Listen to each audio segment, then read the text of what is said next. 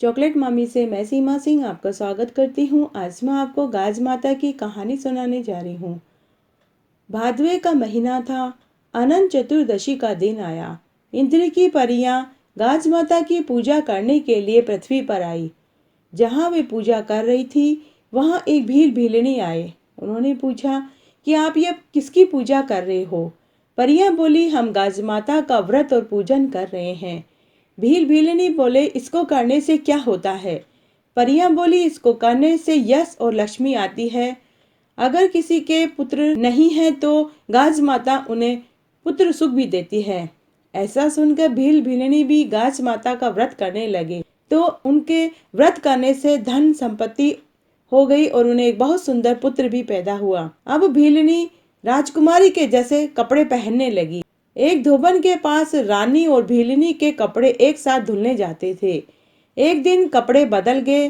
भीलनी के कपड़े रानी के पास पहुंच गए और रानी के कपड़े भीलनी के पास पहुंच गए। जब रानी नहा धोकर कपड़े पहनने लगी तो देखे कि उनके कपड़े बदल गए हैं। उन्होंने धोबन को बुलाकर पूछा कि आज मेरे कपड़े कैसे बदल गए, मेरे जैसे कपड़े कौन पहनता है। तब धोबन ने कहा कि रानी जी, गलती हो गई, आपके जैसे कपड़े एक भीलनी भी पहनती है। रानी ने धोबन को कहकर भीलनी को बुलवाया। भीलनी रानी के पास आई।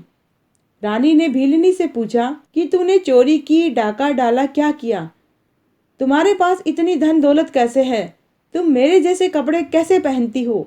भीलनी बोली, मुझ पर तो गाज माता प्रसन्न हुई है। रानी बोली कि गाज माता का व्रत और विधि क्या है, मुझे भी बताओ। भीलनी ने कहा कि गाज माता का व्रत और पूजन करने से निधन को धन मिलता है, निपुत्र को पुत्र प्राप्त होता है।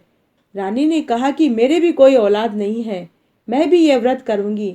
भीलनी ने पूरे व्रत की विधि रानी को बता दी और साथ यह भी कहा कि व्रत को भंग नहीं करना।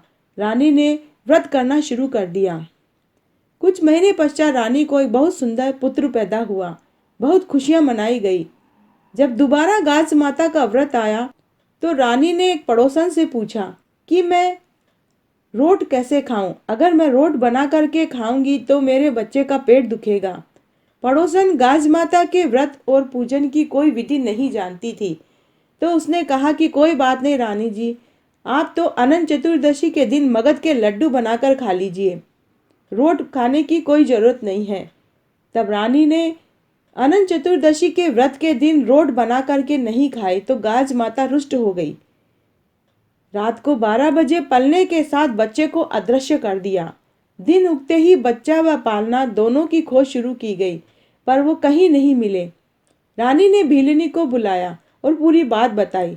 तब भीलनी ने कहा कि रानी जी, आपने व्रत को भंग कर दिया, लेकिन आप अगली बार व्रत का ध्यान रखना।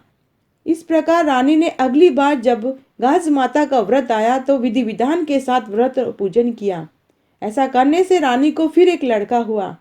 रानी के भक्ति भाव से गाज माता बहुत प्रसन्न हुई और गाज माता प्रसन्न होने के बाद उनके पहले वाले बच्चे और पालने को वापस रात के समय लाकर रख दिया। राजा और रानी बच्चे को पाकर बहुत खुश हुए। तब से सभी गाज माता का व्रत करने लगे। गाज माता निपुत्रियों को पुत्र देती है, धन दौलत और खूब ऐश्वर्य देती है, सबको भरा पूरा रखती है। गाज माता की जय हो। इस दिन रोट बना करके खाना चाहिए और व्रत को कभी भी खंडित नहीं करना चाहिए। हे गाज माता, जैसे आप रानी के ऊपर पहले टूटे वैसे किसी के ऊपर टूटना और बाद में आप रानी के ऊपर टूटे वैसे सबके ऊपर टूटना। कहने वाले को, सुनने वाले को और हुकारा भरने वाले को। करती हो तो पूरी हो, पूरी हो तो परवान चढ़े, भूले बिसरे नाम तेरे भंडार में भरे। तो आज मैंने आपको गाज माता के व्रत की कहानी सुनाई। अगर आपको ये पसंद आती है तो प्लीज़ मेरा वीडियो लाइक करें, चैनल सब्सक्राइब करें, साथ में बेल जरूर प्रेस करें ताकि मेरे आगे आने वाले वीडियो की नोटिफिकेशन आपको सबसे पहले मिले। धन्यवाद।